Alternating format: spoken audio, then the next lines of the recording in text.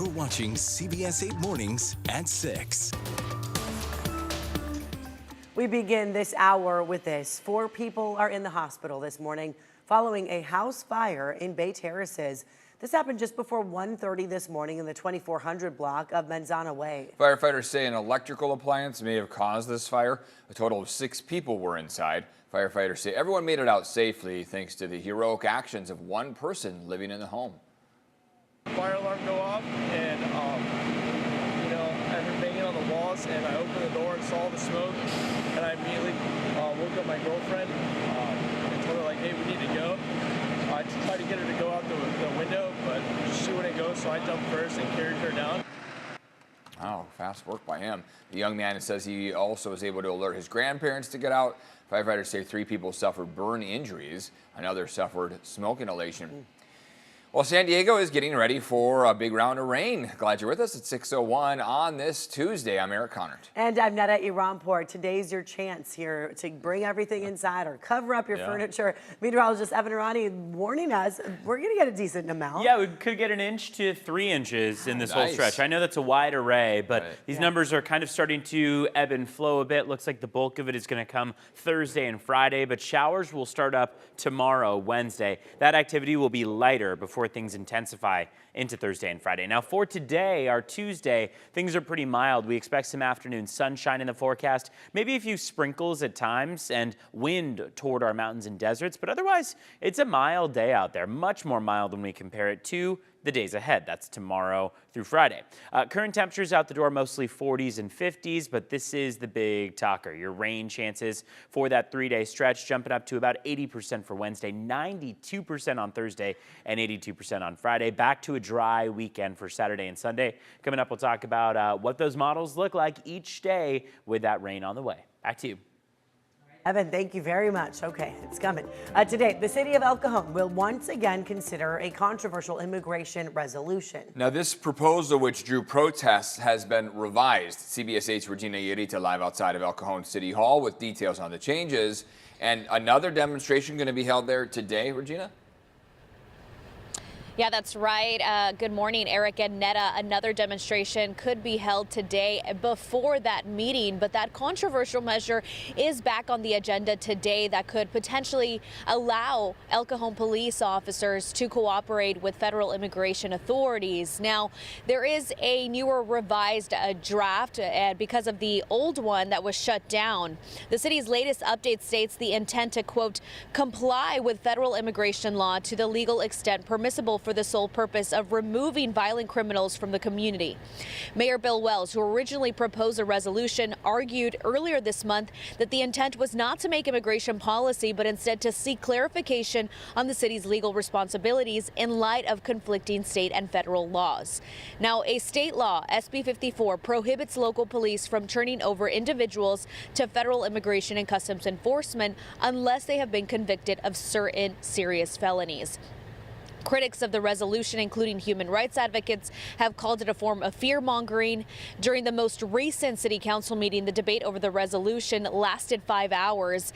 Activists on both sides have been advising the public to arrive early today, since seats may fill up for the first meeting, with people planning to stay for both meetings. So back out here, a protest against this resolution. It could take place, as I mentioned, before that city council meeting that starts at 3 p.m. So we could be looking at a similar situation than what we had during the last city council meeting. That's latest here in El Cajon. I'll send it back to you. Regina, thank you so much. Today, San Diego County supervisors will weigh in on transgender athletes in women's sports. The Protection of Women and Girls in Sports Act, that's what it's called, has passed in the U.S. House and is now in the Senate. It would ban transgender athletes from women and girls sports at federally funded schools. Supervisor Jim Desmond is proposing the county express support for this bill. The CDC says about 3% of high school students identify as transgender. This morning, all lanes are back open on Interstate 8 near 70th Street in La Mesa following a deadly crash. At least one person is dead. It happened last night before 8. Still not clear what led up to this crash, but we do know at least 3 cars were involved. Right now, we're working to gather more information from the California Highway Patrol. Again, all lanes are back open. And now, this morning, we are learning the city of San Diego considering making changes to parking policies. One of the proposals includes ending free parking on Sundays. CBS 8's Chris Groh live in the East Village with more on the proposed changes, and plenty of people reacting to this one. Chris? Yeah, good morning. You're hearing some people who are, again, complaining that the idea of getting more costly to live in San Diego is just out of mind for them. But there were even some people who said that, look, this could have some good unintended or maybe intended consequences that is better for everyone. Take a listen. I think it's a good idea because it discourages driving down here. There's people everywhere all the time, and you got to do what you got to do to close the budget deficit. Yeah, so then see, these are some of the changes that could be on the block here. Charging for street parking on Sundays, which is now free. Charging past 6 p.m. into the late evening hours. Charging more for parking during busier times, and charging special and higher rates for events at Petco Park and the Convention Center. This is all expected to raise about $100 million a year for the city. This is also happening at a time after the city just approved doubling parking meter rates. We did speak with City Council member Stephen Whitburn, who represents a district that includes some urban neighborhoods like North Park and Hillcrest, where there is a lot of street parking, especially for residents. And he says that's probably one of the last things that folks there who live there want to worry about. Park on the street. And when they come home from work and they park their car on the street, they should be able to go inside and relax for the evening. They shouldn't have to worry about going outside to plug the meter late at night. And one of the other changes that could potentially be happening is we could see beach parking within the city of San Diego limits actually cost something. That's something that would have to be approved by the Coastal Commission. For more, go to CBS8.com. All right, Chris, thanks for the updates this morning. San Diego City Council moving forward with a new homeless shelter option. City staff now looking into a privately owned building on 2nd Avenue to be bought and turned into a homeless shelter, which could be ready in as soon as a year. The other two options were buildings the city already owned, the old Central Library, which is vacant now, and the current city operations building, soon to be vacated. The council decided to look into other uses for the library and voted to leave the operations building out of discussions. Staff will bring back their findings to council later this year. San Diego County expected to see its first heavy rain of the season this week. So you've been warned. That's why county leaders and CAL FIRE are now offering free sandbags to residents and businesses in unincorporated areas this morning. I know we haven't talked about this in quite some time, but they will be available at several fire stations.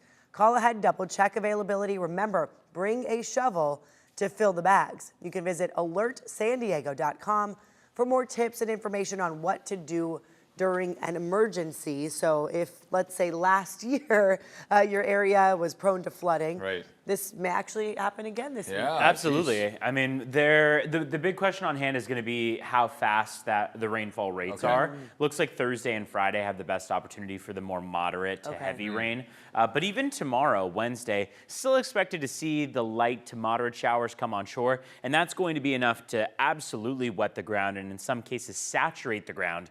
The big question is whether or not we'll be able to absorb, especially those areas of soil and grass and dirt, kind of doing their job to absorb a good amount of that rain to prevent the possibility of flooding and especially the possibility of flash flooding.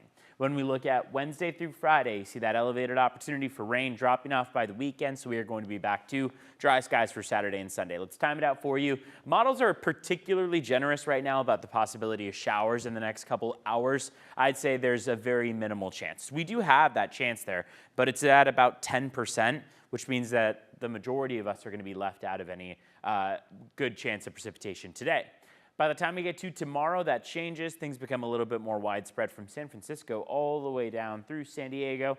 Looks like the lighter green tones are mainly what we see for the day on Wednesday. But then as we get into Thursday, here's what we see. Yellow and orange start to move in from the LA area down towards San Diego. That gives us a better opportunity for those moderate to heavy rainfall rates. And then by Friday evening, things start to taper off and all that activity starts to really come to a halt into early Saturday. Saturday, Sunday, Monday, Tuesday, going into the beginning of next week where we are back to those dry skies. Temperatures are on the cooler side of average today under overcast skies. Good opportunity by the afternoon that we'll see some of those clouds break apart and get at least a bit of sunshine in the mix, but we're still going to stay cooler than normal.